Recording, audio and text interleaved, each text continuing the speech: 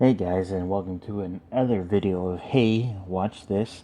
And today we'll be looking at Behind the Mask, The Rise of Leslie Vernon, one of my favorite movies.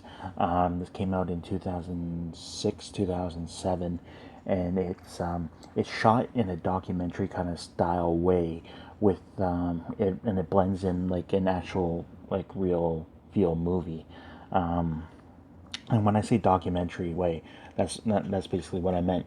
This documentary crew of Taylor, Doug, and Todd go out and meet this guy named Leslie Vernon, who is trying to be the next big serial killer, like Jason, Freddy, which are are depicted as real in this movie. Like it's all the same universe, which is really cool when you think about it. That you got all these serial killers in this same universe, and it just pretty awesome because they reference them a lot, which well Leslie does. Todd being the cameraman, he's pretty funny in this, shooting shooting Leslie and asking him a whole bunch of questions. Doug is the sound guy, and Taylor is the interviewer, and there is some other characters in here, like Robert Englund's Dr. Helron. He is Leslie's psychiatrist, and he believes that Leslie is making everything up, and he is very dangerous. And he comes to the town looking for Leslie to bring him back to under his care into the asylum. And Scott Wilson, who you know as oh my god, what's his name? Herschel from The Walking Dead's in this as his mentor, as Leslie's mentor, Eugene, which is pretty cool to see him because he doesn't have a beard. He's pretty clean shaven and cut, so it was really weird watching him. This is before The Walking Dead too. So when the crew meets Leslie, he's a pretty cool guy. He's pretty down to earth, and then he kind of shows them his world of this creation that he's making. Of Leslie Vernon. There's a big, huge folklore of Leslie's death, and when he was a baby, he was thrown off a fall, the falls, and that they presumed he was dead, but he's not. Then he's coming back to his hometown to seek revenge or something like that. That's the lore that Leslie wants to go with, which is not true at all. But that's what he wants people to think. And now he's obsessed with a girl named Kelly, who is going to be his final girl, his safe girl. The virgin that always gets away in these movies, and which was really cool concept of this documentary crew coming in and filming them.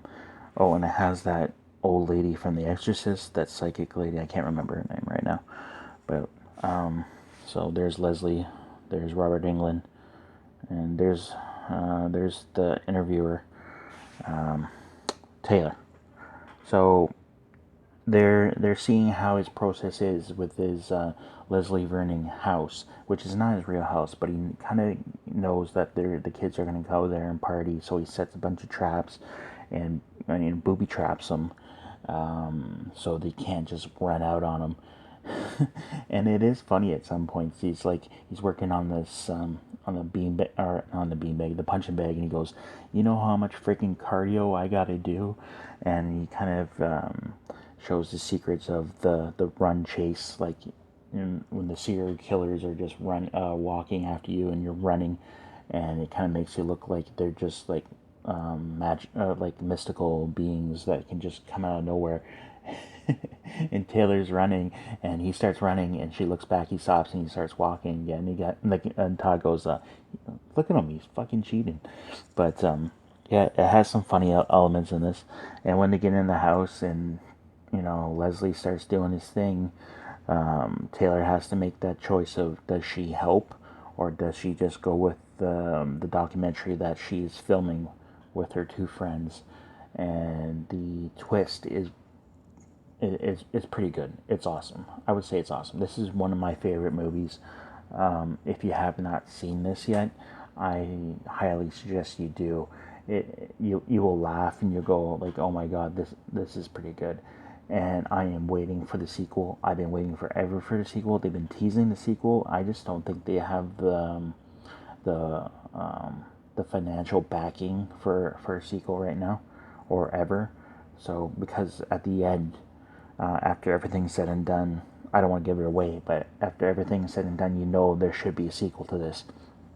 And especially with movies that come out nowadays that have like $2 million budgets or $1 million or less, this could easily be a franchise that, and people like this movie.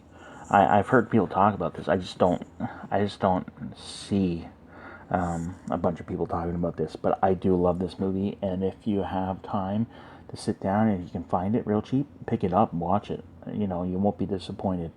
So that's it for this one. Let me know if you guys have seen this movie. Let me know what you thought of it, and if this helps you decide on whether or not you want to watch it, let me know. If you do, for the first time, hit me up. Let me know what you thought. All right, guys. I'll talk to you later. And remember, like, subscribe, and comment if you want to. I'm not going to make you do anything you don't want to. All right, guys. I'll talk to you later. Bye.